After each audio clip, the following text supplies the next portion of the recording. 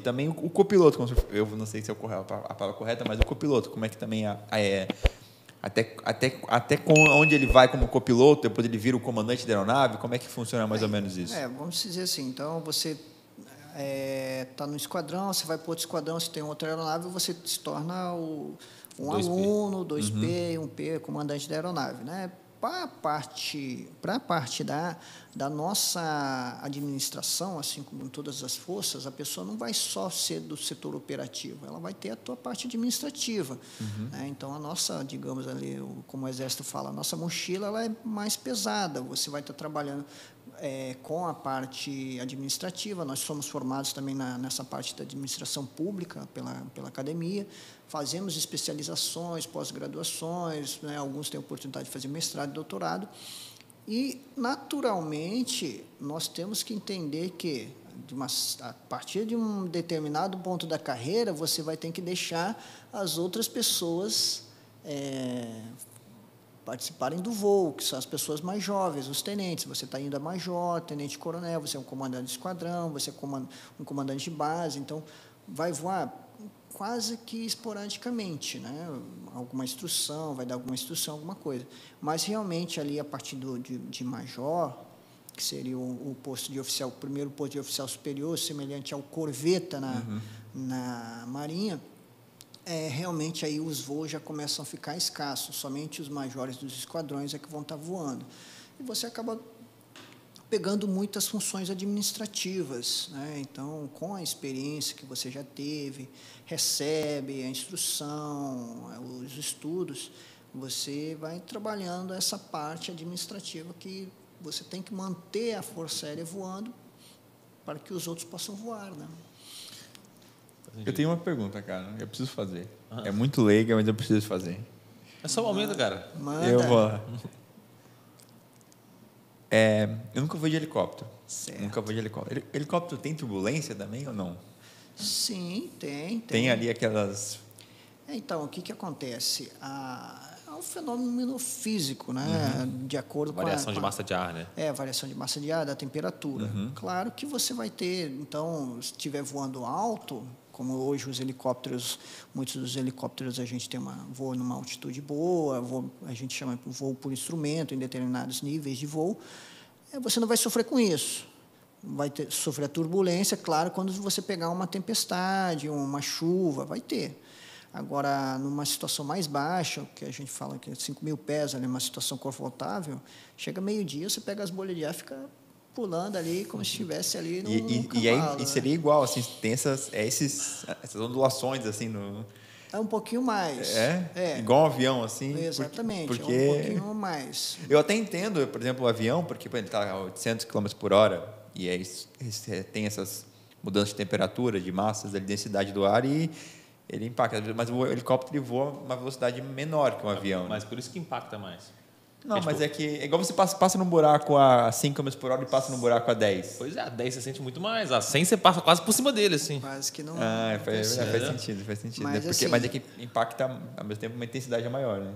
Exatamente. Você vai sair daquela situação mais rápido, né? Vamos dizer assim. Mas aí também um helicóptero que você estiver voando muito baixo, por exemplo, sobre as copas das árvores, você quase não vai sentir isso aí, porque você vai estar numa velocidade, em relação ao solo grande, que você não vai sentir isso aí. Agora, você sobe ali para 2.000 pés, 1.000 pés seria 300 metros, mais ou menos, aí você já começa a sentir, porque a bolha de ar está subindo, né? O ar, ele tende o ar quente ele sobe, então aí você começa a sofrer com isso aí. Mas eu falo que o helicóptero é a aeronave mais segura. Então, não se preocupe. Eu descobri, eu queria que o coronel pudesse explicar um pouco sobre isso, mas eu descobri há muito recente, sei lá, foi menos de 10 meses, que o helicóptero, ele entre aspas, ele plana também, né? Se desligar o motor, ele consegue pousar ali, ligando o rotor, enfim, e ele sendo... Não vou explicar porque eu vou falar besteira, eu queria que o coronel pudesse... Não, é justamente mais ou menos nesse princípio aí. Então, o que acontece? Nós falamos que é uma autorrotação, que o que o pessoal chama de hélice são os rotores, né? Então, quando tem algum problema nós treinamos isso em simulador ou que seja real.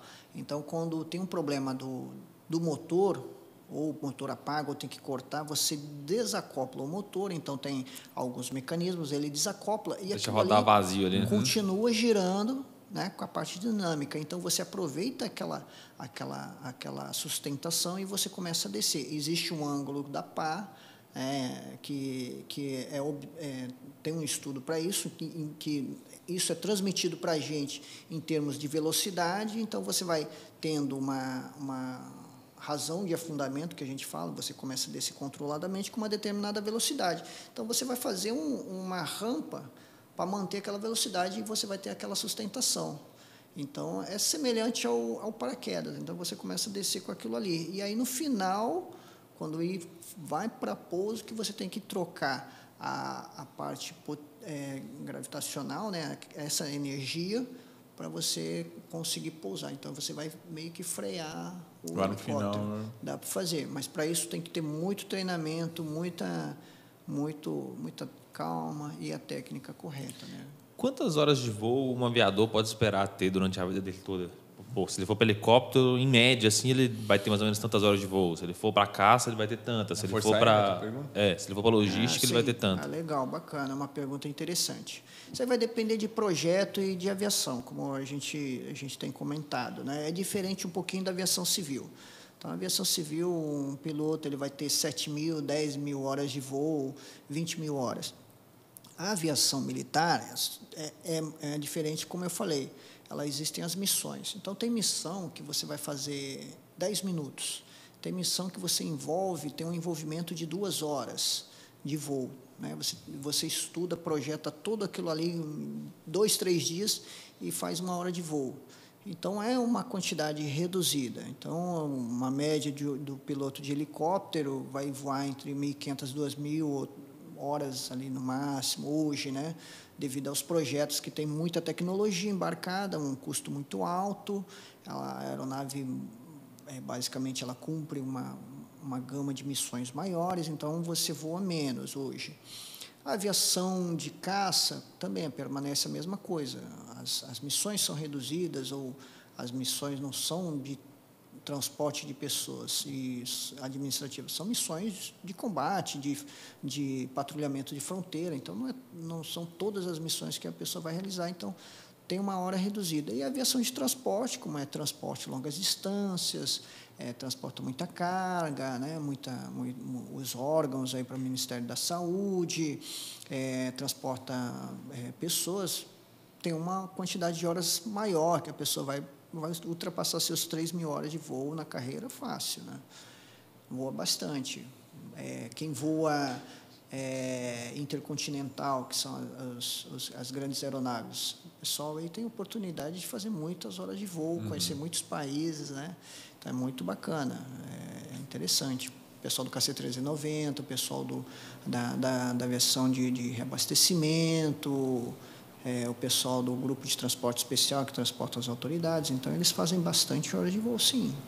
E falando nisso, o senhor comentou de ir para o exterior, dentro da aviação militar, o aviador ele tem a possibilidade de fazer eventualmente um curso com alguma força amiga de outro país? Sim, o senhor chegou a ter essa oportunidade? Sim, tive algumas oportunidades, muitos têm essas oportunidades, isso aí, não são todos que vão ter essas oportunidades, é lógico, né, porque são momentos que a Força Aérea necessitam daquilo, ou intercâmbios que são fechados os acordos, então eu tive a oportunidade, por exemplo, de voar nos Estados Unidos buscando aeronaves, intercâmbio com a Força Aérea Americana, nós voamos numa operação conjunta no Chile, então tem essas oportunidades. Fiz o simulador do Black Hawk, fui da primeira tripulação que foi nos Estados Unidos fazer simulador lá nos Estados Unidos, no Army. Então, são coisas que as Forças Armadas te proporcionam uma experiência muito boa.